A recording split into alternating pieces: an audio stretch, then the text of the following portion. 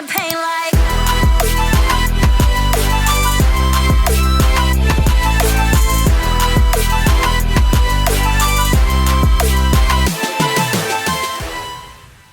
Hey guys, dearyoongi here, and welcome back to my channel. In today's video, it's time for us to discuss something that I'm sure many of us have seen by now, and that is NewJeans announcing the termination of their contracts with their label ADOR. So we're going to be recapping this situation from the very beginning for those who might not have been following, what's happened since we last discussed it on my channel to where we are now, and basically my thoughts on this whole decision and what it could potentially mean for the girls in the future, because I have my concerns. So without further ado, let's get started by quickly introducing NewJeans before we jump way back to the beginning of this conflict. NewJeans are a 5-member girl group under ADOR, which is an independent label under none other than HYBE. The girls debuted back in 2022 with a rather girl next door and 90s 2000s styling, and quite a unique and recognizable sound for the K-pop industry, which is one of many reasons why fans love them, and they garnered such a huge audience within just a couple of years since their debut. However, the group's success seems to have always been shrouded or overshadowed by some sort of controversy, and the girls have experienced many in their just a few years since debut. Many fans believe a lot of the group's controversies have been largely due to the input and workings of ADOR's now ex-CEO Min Hee Jin, who was kind of the girls' mentor and heavily involved in their image and concepts, which just so happens to have been one of the areas the girls often found themselves embroiled in criticism for. Earlier this year in April,